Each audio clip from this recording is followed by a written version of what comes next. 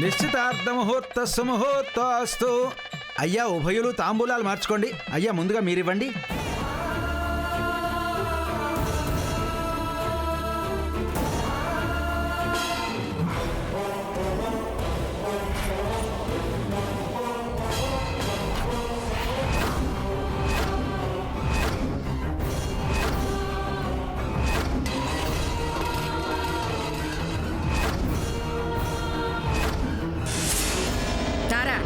ఏమైంది నీకు?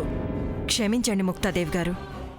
ఇక్కడ ఏం జరిగిందో, ఏం జరుగుతోందో, ఏం జరగబోతోందో అంతా మీకు వివరంగా తెలియాలనే ఈ కార్యక్రమం ఏర్పాటు చేశాను. ఏంటి నాకు తెలిసేది? కళ్ళారా చూశాను కదా. సంబంధం ఇష్టం లేకపోతే ముందే చెప్పాల్సింది. తీరా తాంబూలాలు అందుకునే సమయానికి ఇలా అవమానిస్తావా? అవును ముక్తాదేవి గారు, నాకు ఈ సంబంధం ఇష్టం లేదు.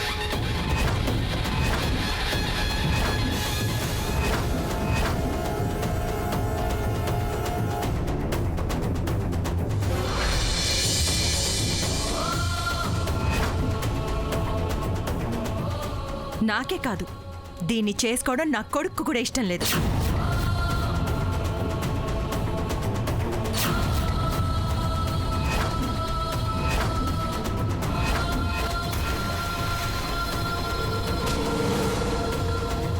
ఇష్టం లేకపోతే చెప్పే విధానం ఇది కాదు. 10 మందిని పిలిచి మమ్మల్ని అల్లరిపాలు చేయడానికి నీకెంత ధైర్యం? అల్లరిపాలు చేయకపోతే, 10 మంది ముందు బయట పెట్టకపోతే ఈ ముగ్గురు ఆడవాళ్లు ఇంకా ఇంకా రెచ్చిపోతారు.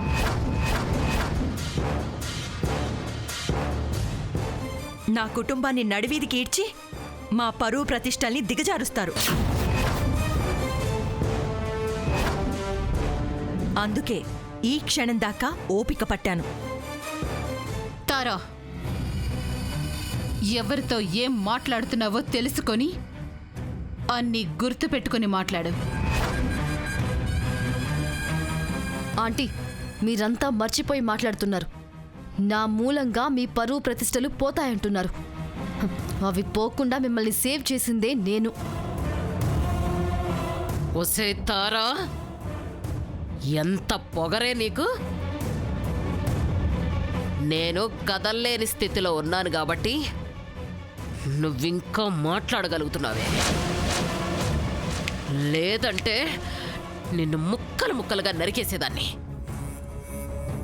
మమ్మల్ని ఎదిరించి మాట్లాడితే నీ కూతురి భవిష్యత్తు ఏమవుతుందో తెలుసా? ఎక్కువ మాట్లాడితే నిన్ను షూట్ చేసి పాడేస్తాను. ఆపుతారా? తారా, ఏంటి ఆవేశం? డాడ్, మామ్ని మాట్లాడివ్వండి. ఏం జరిగింది? ఎందుకు హఠాత్తుగా ఇలా మారిపోయావు? ఏం తప్పు చేశారని నా వాళ్ళని ఇలా నిందిస్తున్నావు? చిన్న తప్పు కాదు ముక్తాదేవి గారు.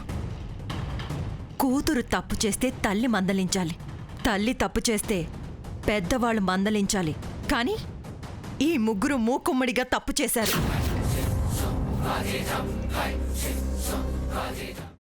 అమ్మా, అలాంటి వాళ్ళది నిజమైన ప్రేమ కాదు, అది వ్యామోహం. ఎగ్జాక్ట్లీ చిన్నత్త, నిజంగా ప్రేమించుకున్న వాళ్ళు అలా చేయరు. ఎంత మనసు విరిగిపోతే కన్న కూతుర్ని పట్టుకొని మా దృష్టిలో చచ్చిపోయా ఉంటుందా తల్లి?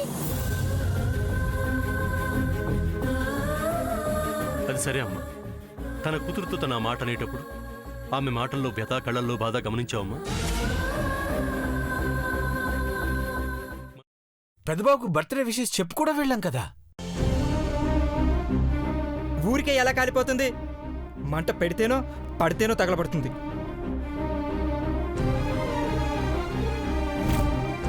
కరెక్ట్ చిన్నబాబు, నీకొచ్చినట్టే నాకు డౌట్ వచ్చింది. పార్వతే షర్టును తగలబెట్టిందనుకుంటా.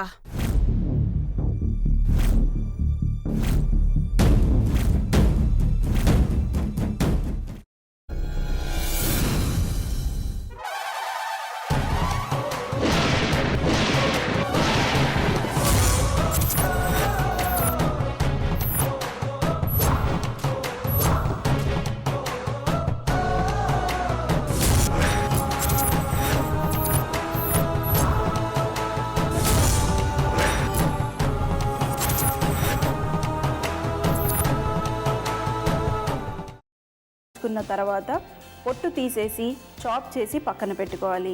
ఒక ప్యాన్లో కొద్దిగా నూనె వేడి చేసి అందులో ఆవాలు, మినప్పప్పు, శనగపప్పు, కరివేపాకు, సన్నగా తరిగి పెట్టుకున్న ఉల్లిపాయలు వేసుకుని 1 నిమిషం పాటు వేయించుకోవాలి. ఆ తర్వాత కాల్చి కట్ చేసి పెట్టుకున్న వంకాయని కూడా అందులో వేసుకుని బాగా మిక్స్ చేసి బౌల్లోకి ట్రాన్స్ఫర్ చేసుకుని అందులో తగినంత చిక్కటి పెరుగు లేదా పల్చటి పెరుగు వేసుకుని మిక్స్ చేసి అన్నంతో కానివ్వండి, చపాతీతో కానివ్వండి సర్వ్ చేసినా చాలా బాగుంటుంది.